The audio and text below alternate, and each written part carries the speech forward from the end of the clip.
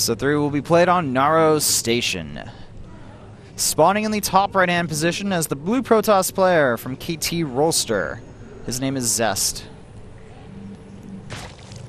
His opponent, he needs to save CJ Entus from going 3-0 in this series against KT Rolster. They need the win to make sure they can win their match against KT Rolster today.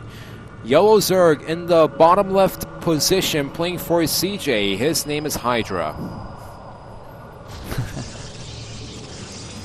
Yeah, this is a pretty pivotal match for CJ Entus, actually.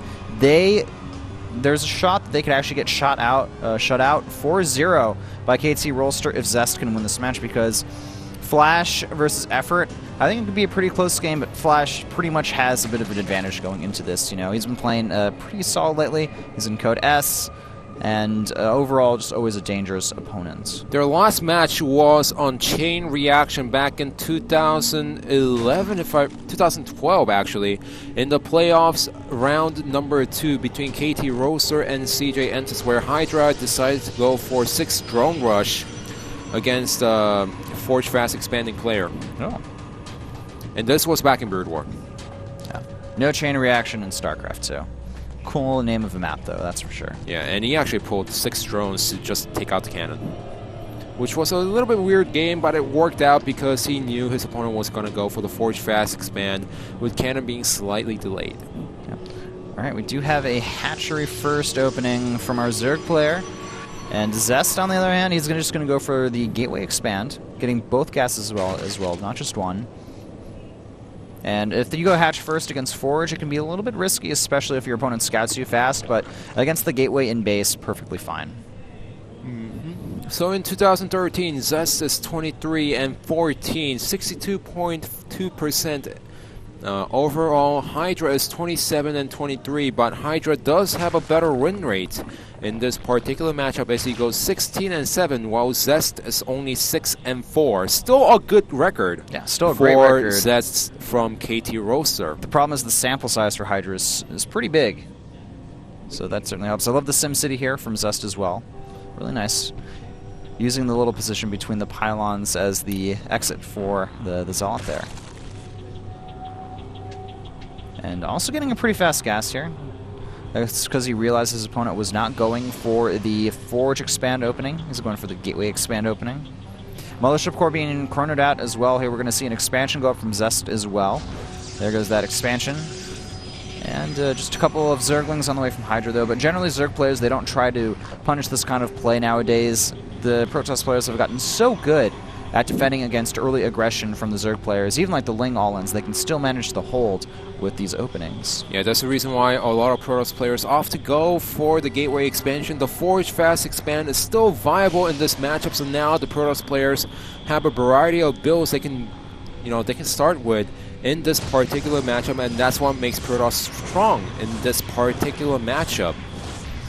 Yep, having more options always a good thing. Alright, the Mothership Core is actually going to let those Zerglings get by, and alright, they may be a little bit annoying. Okay, Sentry's out as well, and eventually those Zerglings will get picked off there. We're going to need to see a little bit of micro, though, from our KT Rolster player, and yes, micro's just fine. He lets the Zergling get in the base, though. He's not going to go ahead and pick that off. He's afraid, potentially, of more Zerglings running through and killing them off there, but this last probe will kill the final Zergling. Yeah, but Hydra does get a complete scouting inside the main base, sees a Stargate, knows that at most there's going to be 3 gateways from his opponent, so now his drone is moving down to the third expansion area, and he is going to take a hatchery. Yep. Also, we do see a few extra Zerglings in production for Hydra. Not going to be too useful now, and ooh, look at this, though. We do have a forward pylon here being built from Zest, so he wants to apply some pressure early on in the game. Versus his opponent here, and oh, look at that, so smart, sends the Lings instantly over to that location where the proxy pylon is, and this is going to tip off Hydra of the potential pressure following through here. 3 Zealots in production, up to 16 Lings now being created here. We're going to have to see if Zest can do some damage to the natural, or if he's going to try to go for that third and potentially deny it. Well, right now he doesn't know about the third base, but down at the 6 o'clock, semi-7 o'clock position right now. So all he can do is apply some pressure while waiting for more units to arrive in that area. But look at these 20 Zerglings getting a full surround on the Zealots. Yep, the Zealots are going to get picked off here quite easily.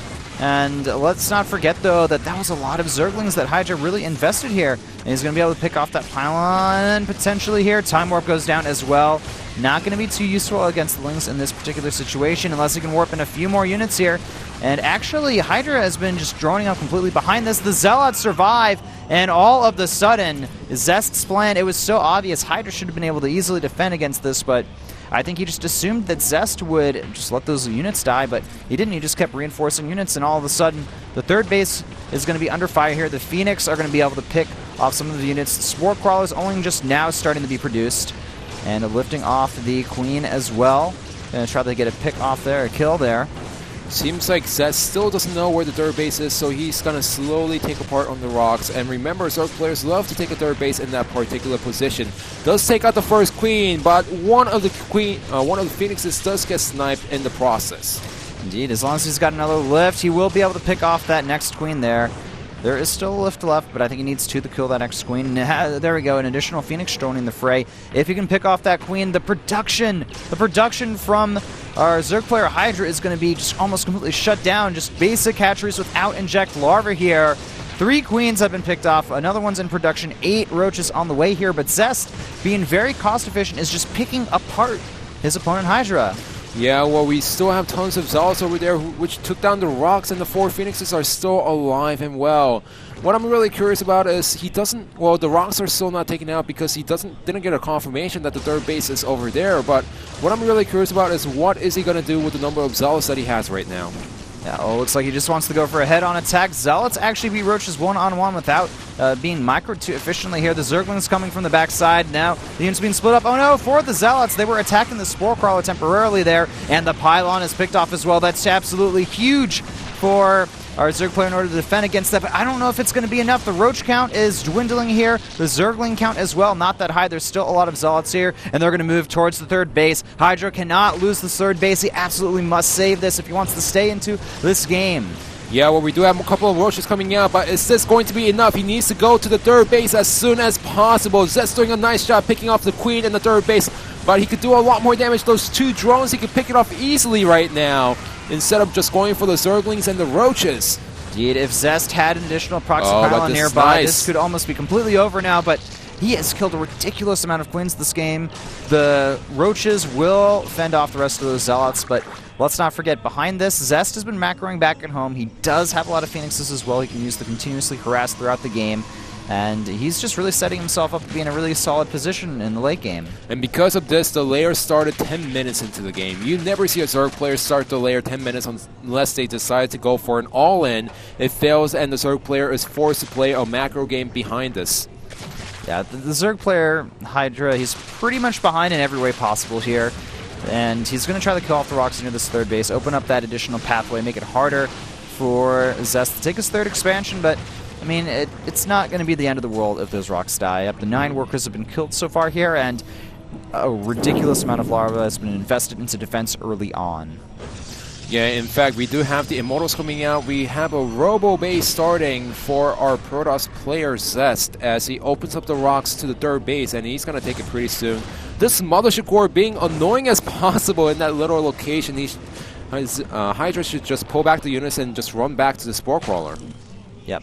Building a few extra spores in his other bases there. Has to respect the Phoenix count. And now it looks like Hydra's going to kill off the rocks near his potential 4th base as he realizes, alright, I can't really punish Zest for taking his 3rd. I need to take a 4th of my own to counter my opponent getting that 3rd base. So Zest has been doing a nice job keeping pressure against his opponent early in the game with the Zealots. Yes, it did not take out any hatcheries, but it forced a lot of Zerglings, a lot of Roaches, and he did pick up 4 Queens with the Phoenixes. Very nice trade from Zest's side. Yeah, got a ridiculous amount of Queens with these Phoenix here, and still continuing to be annoying, but the Spore Crawlers now a little bit too much to deal with here. We do have 8 Hydras on the way, but you know, Zest not skipping a beat. He's getting a Colossus of his own here. Scouting, he does see the Infestation Pit as well as the Hydra Den. And these Phoenixes are doing a nice job, and remember, that's a little bit more investment into the Phoenixes. Usually players at maximum, they get up to 5 by Zest, knowing that if he has a little more Phoenix and if he can micro them properly, he can deal a lot more damage. And we saw stats from his teammate do this on this particular map, I think it was Zest. I'm not exactly sure if it was him, but we did see someone get a lot of Phoenixes on one of the maps, and he decided to micro really well and did a lot of damage against a Zerg player. It's a great pocket build to use against Zergs from time to time. It's not really too viable as always standard opening, but I think if you throw it in every now and then, it can be very effective and just a subtle change to how you're playing, and it definitely forces the Zerg to overcommit, and if they undercommit, then they just end up losing a lot more drones than they normally would. So the composition right now, Ling, Hydra with a little bit of roaches splashed in there. We have the +1 ranged attack and the +1 carapace just finishing now for our Zerg player. And Zest is almost done with his +1 attack, getting the range on the Colossus as well. Overall, just macroing up, but I mean, look at the time. 15 minutes in the game, the supplies are virtually the same. You never want that as a Zerg player. Second Forge going down from a Protoss player, knowing that he is well fortified in 3 bases and can afford the double upgrades, which is going to help him a lot as the game goes on. And look at this Phoenixes. Yes, 1 Phoenix does get taken out, but a lot of drones have been killed behind this. 22 drones have been killed by the 6 Phoenixes. Yeah, that's a ridiculous amount of damage done, and just it goes to show that getting an extra Phoenix or 2 can really make a big difference if you're constantly being aggressive with them and using them. But holy crap, we have 3 Vipers on the way. Yeah, well, Vipers are a great choice against Colossus and just pulling them out of position. The problem is Zest going to scout this in time and go for the Templar Archives, or is he going to gear up towards an attack before the Vipers even come out? I don't know. I don't think he actually has enough units to deal with the Vipers if they can grab the Colossi from the back. So despite Hydra being behind early on, with some proper management, he can actually take this game still. Yeah, it really comes down to the positioning of our Protoss player and where the Colossus is and how the Viper grabs those Colossus out of position. For now, Zest does not know that the Vipers are already out on the field. He is getting a Temple Archives, which is a counter against the Vipers, but it's not going to be out on time if Hydra decides to push out within the next minute or 2. Would love to see these Phoenix be a little bit more aggressive. At the very least, they can try the focus fire down the Vipers. I believe they're light units, so the Phoenix can eat them up pretty easily. The Vipers, I think, are actually in that position where the Phoenixes are patrolling in the middle of the map. Well, they see them. Close, just but no unlucky cigar for our Protoss player as he's going to gear up towards the attack, and Zest exactly knows what is up. He sees the Vipers in position. Oh, very nice forward blink there. And the Vipers actually grab one of the Stalkers instead. But look at this, 2 of the Vipers have been picked off here. And that single lone Viper not going to be too useful. The excellent force fields as well. Hydra trying to engage here, but just completely backfiring on him. And this is going to put Zest in an excellent position to go for a counterattack should he choose to. He's pressing forward across the map. He has a strong Colossi count of 3. He's got sentries in the back. He has got a ridiculous amount of Blink Stalkers, the +2 attack about to finish as well behind this. And he also has the double forge going for that +1 armor. Yeah, in fact, once the upgrades finish, he could just press forward and attack, but right now he's waiting for the Storm to finish. He's waiting for the +2/+2 and the High Templates to finish before he actually pushes out, because he doesn't know how many Vipers are actually out on the field, so he's just playing this a little bit more safe, and now he's going to go for the Zealot run-by using the 12 o'clock path, but Hydra, he already has a Zergling over there to spot it. Yeah, the Zergling may actually not spot the Zealots there. It's going around the edge there. Yeah, interesting spore wall there. I guess it's going to work, though, for now. And yeah, the Zealots are going to actually run by the Zergling. That's a little bit weird that they weren't able to spot that, but Zest looking for that base over there actually makes things work out for him. He's going to grab a 4th base as well, and Hydra trying to be a little aggressive here. Gets scorched, though. Yeah, and it's really hard for him to attack into that position, but these Zealots at the 4th base, and nice storms go down. The main Look at army. that Zerg army, really low on health, but nice job with the blinding clouds, but it's not enough against this army as it just pushes forward. There's simply too much Protoss on the field right now. The Zealots are going to also pick off the 4th expansion of Hydra as well. There's only a few Hydras left. The Vipers haven't been able to be too useful this game, despite Hydra's best efforts, and Zest pushing forward here with the bulk of his units. I think that's pretty much it for Hydra. He can't come back after this point. He's lost too much. Down a base against a Protoss player. You never want that. You don't even want to be even as well. So at this point, Zest charging forward here with the main bulk of his army. The last stand for Hydra, but even then, the Roaches, it's not enough. Trying to do a little dance there as well. GG is called.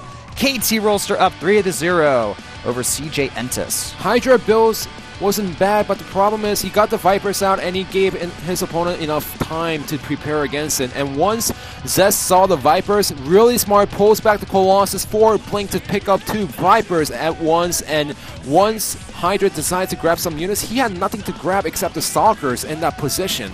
Yeah, so overall, the control from Zest this game, excellent. It's definitely one of the more obvious points and features in this game here today. Certainly helps contribute to that win. Overall, good game plan, good decision making, excellent control on his end. And with that, KT Rolster has 3-0 over their opponent CJ Entus. And now here's the biggest problem for CJ Entus. Flash is playing next in the 4th set. He's going to be against Effort, a solid play overall, but still Flash is a dangerous opponent as ever. So can Effort keep their team alive, or will he fall to Flash, and will we see a sweep? We'll find out after this commercial break.